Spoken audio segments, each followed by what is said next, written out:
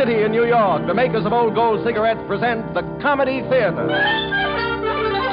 The only radio program which brings you every week the greatest stars and the greatest comedy.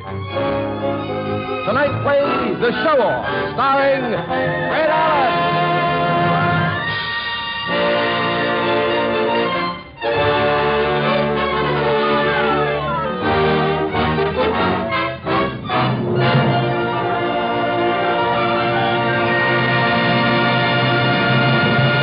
And here is the director of the Old Gold Comedy Theater, Mr. Harold Lloyd.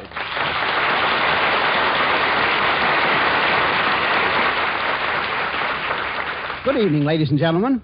Tonight's play, The Showoff, really presented quite a casting problem. You see, the ideal person to portray the role of Aubrey Piper had to have these characteristics. He had to be a radio comedian at one time. He had to talk through his nose. He had to have large, baggy eyes, and he had to have a wife named Portland. So, after months of searching, we came to the conclusion there was only one man that had all these attributes. And here he is, Fred Allen.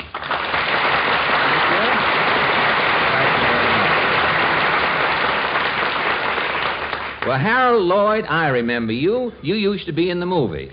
Fred Allen, I remember you. You used to be on the radio. Gosh, my grandmother used to take me to see you in pictures, Harold. When radio first started, my mother used to put a crystal set in my cradle. Really? I'd tune you in with my safety pin. Now, wait a minute, Harold. We can't be that old. It must have been two other guys, Montgomery and Ward or somebody. Could be. Fred, I understand that you have just completed a picture called It's in the Bag. Well, how did you know, Harold? You're advertising it under each eye. And under each knee, if you'll take a look at my trousers. But let's forget my assortment of bulges for the moment, Harold. How about telling the audience about tonight's play? All right, Fred, here we go. Our story tonight takes us to Brooklyn, New York. Brooklyn is a quiet little place at the end of a bridge. It's noted for its cemeteries, a tree that grows there, and its baseball club, the Dodgers. At the other end of the bridge, there's another city. It's called, Oh, yes, thank you. New York. Now, Brooklyn is also noted as the home of an assortment of rather odd characters, not the least of whom is Aubrey Piper. Aubrey has recently blown into the Fisher home as the suitor of daughter Amy, and you can tell exactly how the rest of the family feels about him if you listen to what Mother Fisher has to say. I tell you, Clara, I've never heard anybody talk so much in all my life. It's a miracle to me how Amy stands for him. They say love is blind, Ma. Well, it ain't deaf. Clara, he darn near talked the ear off Pop the other night, telling him he was a big executive of the New York Central Railroad. Bosh. Listen, Ma, for your information, he's an attendant in the baggage room. A big executive, my eye. Amy thinks he's a bigger man than the president. Oh, there goes your brother working on that fool invention of his again. Joe? Yes, Ma? Stop that hammering. What'll the neighbors think at this hour? They'll think I'm hammering. Gosh, Ma, it's only 8 o'clock. I got a lot to do. There'll be enough noise when Amy's boyfriend gets here. Oh, him. Is that windbag coming again tonight? Shh, there's Amy now. Oh, hello, Clara. Well, what's the matter with all of you? What are you looking so glum about? Can't expect us to be as happy as you, Amy. Everybody don't go around with a millionaire. Well, Aubrey may not be a millionaire yet, Ma, but just give him time. Yeah, he'll need plenty of it. You sure got on your glad rag, sis. Mr. Big must be arriving early tonight. Yeah, must have been a slow day down at the baggage room. What baggage room? What are you talking about? I'm talking about Aubrey Piper. He works in the Grand Central baggage room. Who told you that? My husband told me. He has lunch in the same drugstore with Aubrey every day. Oh, that's how much he knows. And what about that story he gave us about the draft board? Says he was turned down because of a floating kidney. Well, Aubrey has a floating kidney. He told me so himself. Well, why doesn't he buy an anchor for it? Floating kidney. That's something else Frank found out about. Frank knows a man on the draft board. Aubrey was turned down because he's colorblind. Oh, isn't that silly? Why would he lie about a thing like that? Child, that man would rather lie than tell the truth any day in the week. Oh, so long, Mom. I'm going home. Not a bad idea, Clara. When he gets here and starts talking, you'll never get out. You said it. Mark my words, Amy. That fellow's a four-flesher. Uh-oh, here he is now. I'll get it. Hello, folks. And, Amy, how is my little lammy pie? You look sweeter than the cellophane on a lollipop. Hello, Aubrey. Here, I'll take your hat. It's a Hamburg. You can smell the onions on it. And how is our sweet little gray-haired mother this evening? I was all right till you came in. You're a little corny, Ma. I'll send that joke in to Can You Top This? Clara, leaving so soon? Yes, I've got to be getting home. Good night. Sit down, Aubrey. Oh, you must have had a hard day. Oh, yes, it has been trying, Amy. Decisions to make every minute, important cases to handle. You mean suitcases, don't you? I had a long conference today with the board of directors. They wouldn't think of ordering even a Dixie cup without getting an okay from me. Well, Joe, my boy, how's the young Thomas Edison? Okay, Mr. Piper. And how's the invention coming along? I'm still working on it. The War Department can use his silk process in the making of parachutes. You know, I perfected a substitute for silk that would have put every silkworm in the country on relief. Oh, you did? Yes, sir. My silk had twice the luster, twice the wear, at one half the cost. I tell you, Joe, my boy, if the brass hats had listened to me, this war would have been handled differently. And how did your silk invention work? Very simple. The liquid was squirted through the filaments before the threads were tied together. Before the threads were tied together? Yes, sir. You know, I toiled day and night perfecting that silk process for parachutes, and then the big boys turned it down. Why? Because they thought I was a nobody. Oh, that's your father. Open the door, Joe. Okay, Ma. Before you tie the threads together, you squirt the liquid. Oh, hello, Pop. Hello, son. Here's the evening paper, Ma. Oh, thanks. Well, well, if it isn't Father Fisher, the head of the family. A family's like a glass of beer. It's not the same without a head. Hello, Piper. And how's the big chief tonight? Don't slap me on the back. Can't take it, eh, Popsy? I told you not to slap me on the back. I never saw such a pest in all my life. Pa, please. Well, tell him to keep his hands off me. I've got the old boy's goat. You're not mad, are you, Popsy? Popsy. Well, hi-ho, alack-a-day, folks. I've got to get along. Oh, Aubrey, must you leave so soon? Now, where do you think you're going? To the opera, Popsy. They're playing Verdi's Rigoletto tonight. Looks as though Verdi's got another hit. The opera? Oh, I'd love to go, Aubrey. Well, some other time, baby. Business before pleasure, you know. I can't disappoint Mr. Hollister. Mr. Hollister? Paul Hollister, president of the road, you know. Oh, he's an opera bug. Has 2 seats all season in the Diamond Horseshoe. You're going to the opera with Paul Hollister? No one else but Popsy. Oh, yeah? Well, then, tomorrow, Piper, I'm having lunch with Harold Ickes. Why, that's impossible. Ickes and I are having lunch at the Waldorf. Well, I must be off, Lammy Pie. Good night, Aubrey. Good night, Lammy. Good night, Marconi. Good night, Mother and Dad. I'll bring you back a Figaro from the opera. Going to the opera with the president of a railroad. Who does he think he's fooling? Now, you listen, Pa. Clara told me tonight that Aubrey works in the baggage room, gets $150 a month, and not a penny more. I'm surprised they give him that much. You tell Clara to mind her own business, Ma. She took the man she wanted, and I guess you took the one you wanted. And if I want Aubrey Piper, I'll take him. Well, remember this, Amy. If you do take him, be sure that you keep him. And that he keeps you. And don't be coming around crying for your pop to help you out. Aubrey Piper can support me. He's told me so himself. Oh, Amy, has it gone as far as that? It's gone further. If you want to know, we're engaged. What? Yes, and we're going to be married. Married? When? Next Wednesday, that's when. Holy smoke. Oh, mercy me. Married to that pie-eyed Piper.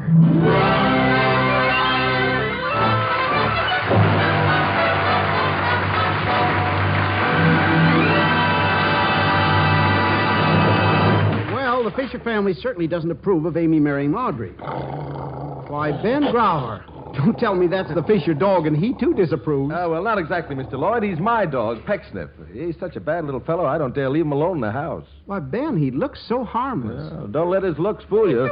Now, Pecksniff, now go on over in the corner while I talk about old gold, will you? Hey, Pecksniff, stop licking my face, will you? Flattery won't get you anywhere. And stop eating my script. Here, Pecksniff, stop chewing my cuff. Will you cut it out? Oh, Pecksniff, my trousers. That dog makes me so mad I could...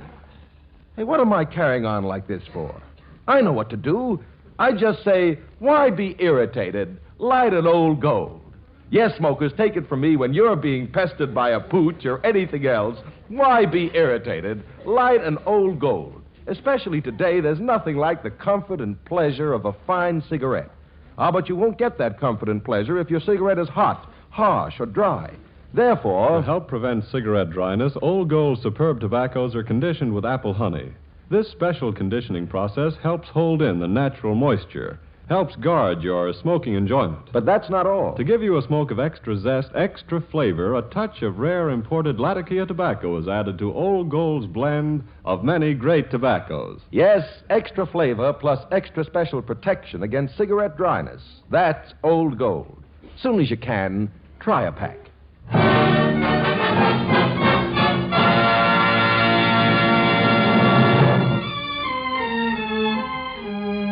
Now, back to the Old Gold Comedy Theater presentation of The Showoff, starring Fred Allen. All right, Mr. Lloyd.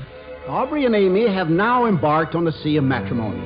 It is several weeks after their marriage, and Aubrey has brought home a little surprise for his bride. Well, Lammy Pie, here it is. Just a small token of my affection for you. Aubrey, an automobile. Oh, how wonderful. Oh, but I thought it was impossible to buy a car these days. Not for little old yours truly. I put a little pressure on and got a priority. One of my best friends is the smiling Irishman. How about a brisk spin around the block? Oh, I love it. Well, step in, Lammykins. Let's go places. Oh, isn't this simply grand? Rolling along the open road in a high-powered car, a pleasure fit for a king. Well, first now, we'll warm up the motor. Oh, Aubrey, this is the happiest day of my life. Won't it be wonderful when we go on our honeymoon?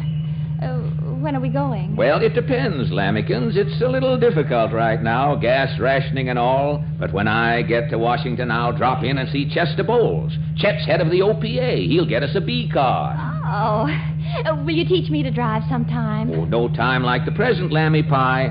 Driving is really simple. This is the gas here, you see. Here's the brake. Now, to shift the gears, you...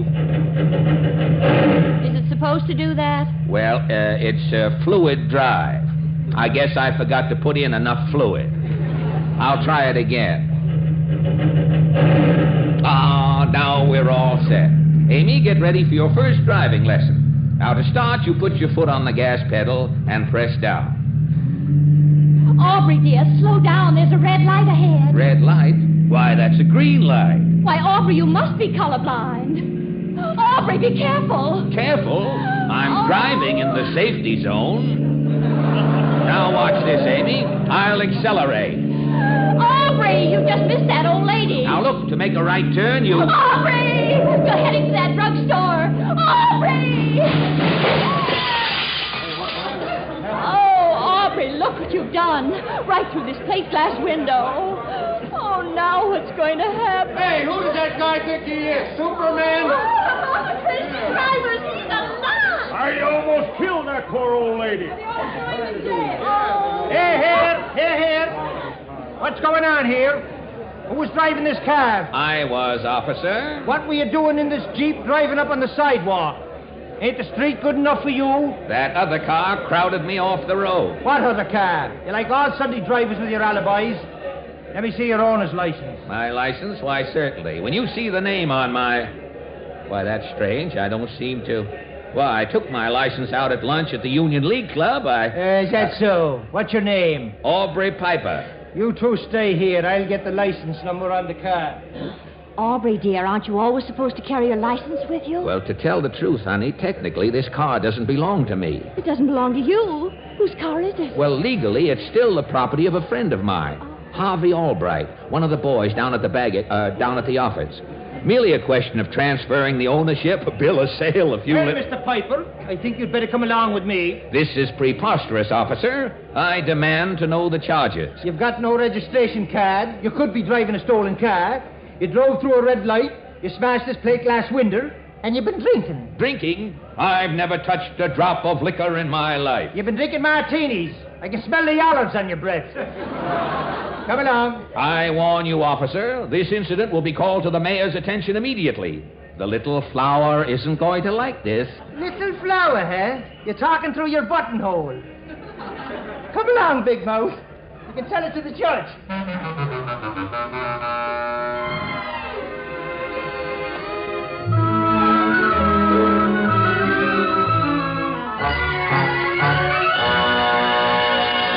Yes, sir. I tell you, the citizens of this borough are left entirely unprotected. Where was LaGuardia when I needed him most?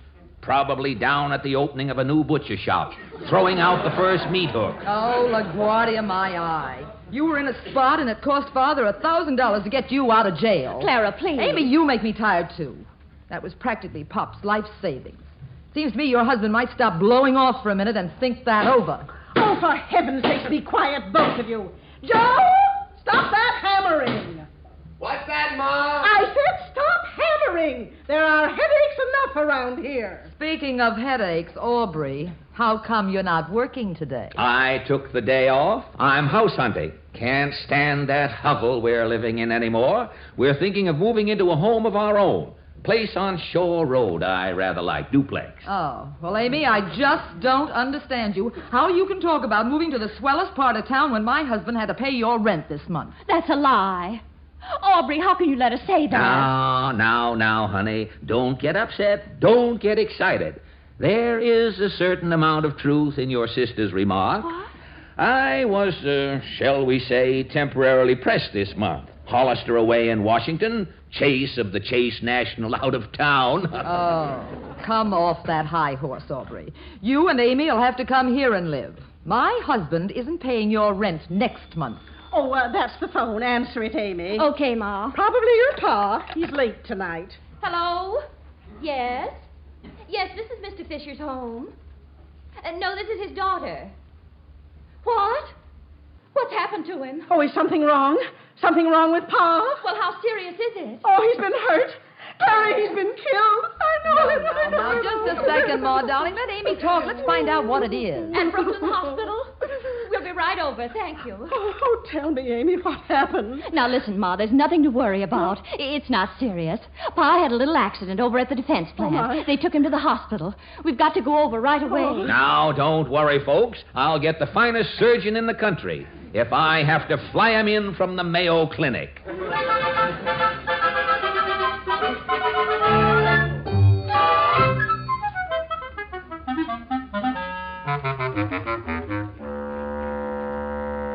Oh, I don't know how I'll stand for it, Clara. If I let that windbag husband of Amy's live here, it won't be a week before he's telling folks that he's letting me live here. Well, it's too late now, Ma. I'm afraid you'll just have to bear it.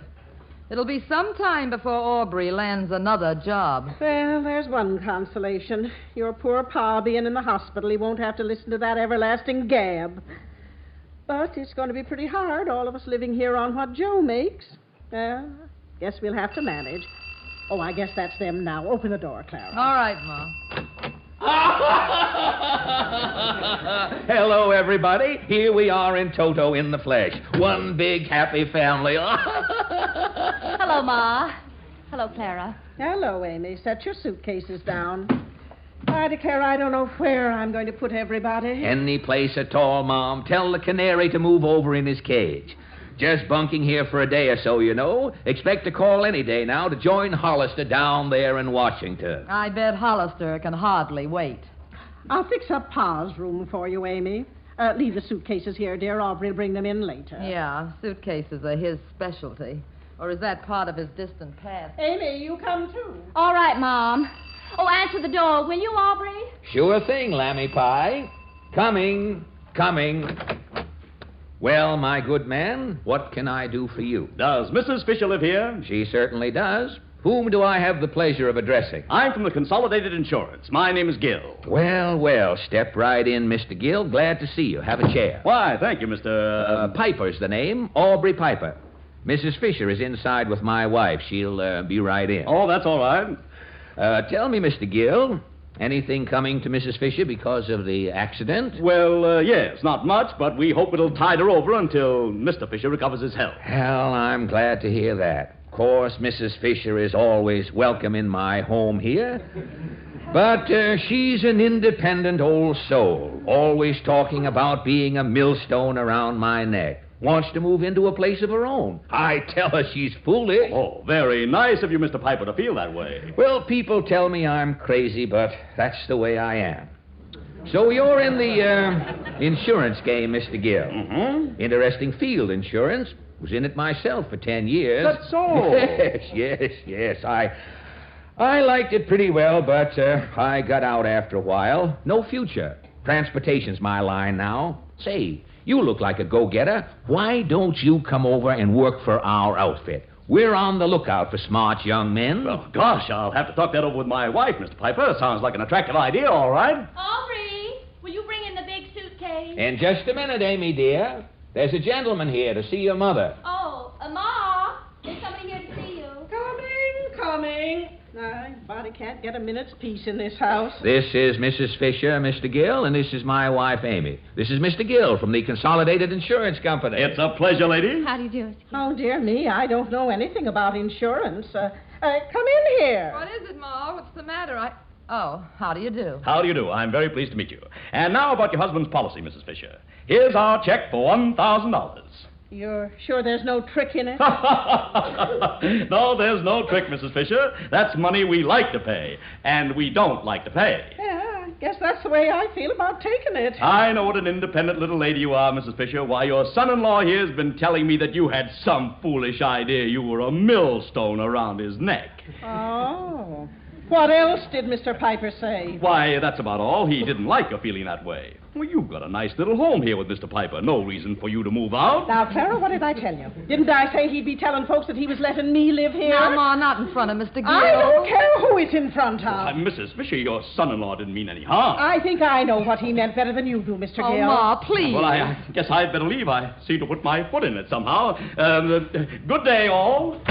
Well, of all the low-down, contemptible tricks. Now, Mother, wait a minute. What do you mean telling people this is your house? He didn't mean it, Ma. Now, the whole thing was merely a misunderstanding, Mother dear. Now, look here, Aubrey Piper. We know all about you and your misunderstanding. Clara, are you trying to tell me... She's trying to tell you that you're a fool and a liar and a show-off.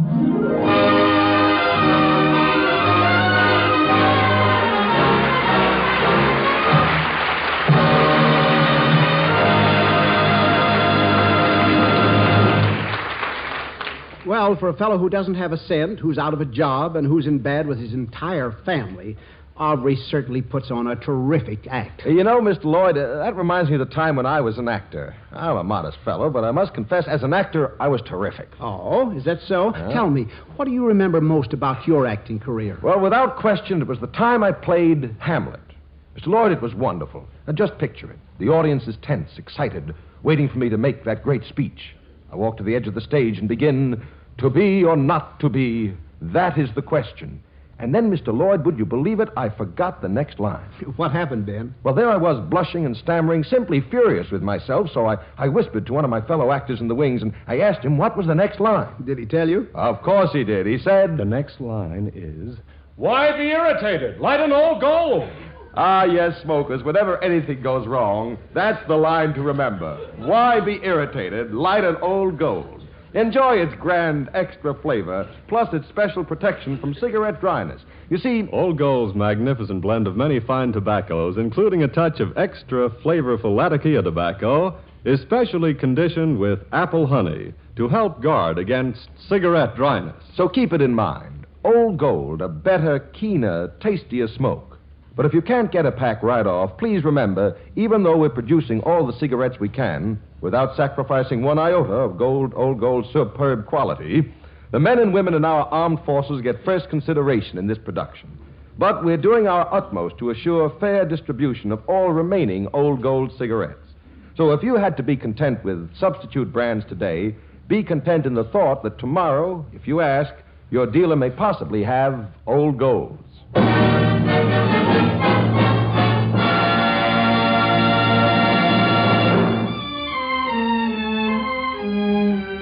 And now, here's Harold Lloyd and the Showoff, starring Fred Allen. Okay, Mr. Lloyd. Well, there's trouble in the Fisher family with Pop in the hospital and Aubrey in disfavor with his in-laws. Yes, sir, adversity is staring our hero in the face and has made him a different man. Listen for yourself now, and you will hear how this change has infected the family. Aubrey, Clara is trying to tell you that you're a fool and a liar and a show-off. Mom! You keep out of this, Amy. This is for your good as well as his. Well, what do you want him to do, Mom? I want him to behave like a man and stop pretending he's something he isn't. Now who can that be? Why, he must be crazy, whoever's at that door. Just a minute, for heaven's sake. Ma! Why, Joey, what's the matter with you? Have you gone crazy pounding on the door like that? Mercy me, what's happened to your boy? My invention, they bought it. Whoopee! Oh, darling, how wonderful. Congratulations, Joseph, my lad. I knew we'd put it over. Why, I just can't believe it. Here it is in the paper. Brooklyn youth makes important chemical discovery. $100,000, Mom. Oh, well, Ma, don't you understand? Joe sold his invention for $100,000. And we'll make $1 million before we're through, my boy. Wee! Now, you keep out of this. What have you got to do with it? Well, it's a funny thing, Mom. But, you know, I signed all the papers this afternoon in the lawyer's office, and Aubrey has something to do with it. He gave me an idea. What idea could he give you? Well, remember what he said about squirting that liquid through the filaments before you tie the threads together? Now, Joe, he was just repeating something you told him the day before. Yes, but you see, he got it backwards. Yeah, he would get it backwards. Yes, but, Ma, that's what made the whole thing work. Aubrey got it backwards, and it worked that way. Oh, what's the difference? $100,000? Why, it's a fortune. Joe, my lad, if you're wise, you let me handle that money for you. I'll double it inside of a week. I'll bet. Funny thing about lawyers, Ma. When I first talked to them, I closed the deal at $50,000. And when I went up there today, they had the contract all made out for $100,000. And they're getting away with murder at that. Oh, keep still, you. You don't know anything about this at all. Well, maybe I don't. But they thought I did. Who thought you did? The lawyers. I went to see them Saturday afternoon after you told me, Joe, that they were interested. Well, I'll be darned. And what did you tell them, Aubrey? Simply that I was head of the family, that they were taking advantage of your youth. I told them the deal was off unless they doubled the advance, gave you 1/2 the net, and marketed the product at their own expense. Did they know who you were? Well, I merely told them I was connected with the New York Central Railroad. Well, I certainly have to give you credit, Aubrey. That's the way the contract reads, all right. Oh, Lord, I'll never hear the end of this. Gee, that's wonderful, Aubrey. I'll have to give you a little commission on this deal, Aubrey. You certainly deserve it. Skip it, my boy. I want you folks to have a good time on that 100 G's. Just depend on me, and every dollar will go an extra mile. Yes, sir, I'll be joining Hollister down there in Washington. And Joe, my boy, I'll be looking after your interests every day. If necessary, I'll take it to the top, right to Truman. Oh, Aubrey, you're wonderful. You're only saying that, Amy, because it's true.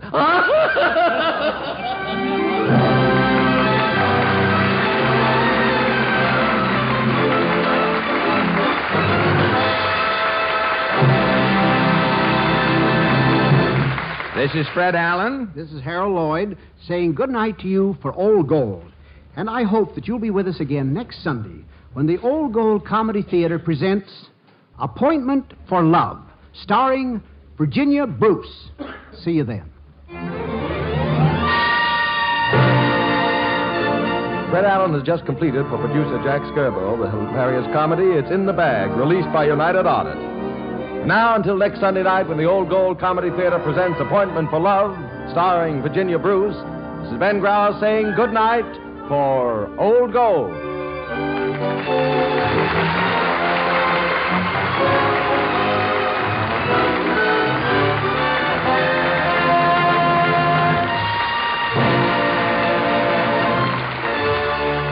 This is the National Broadcasting Company.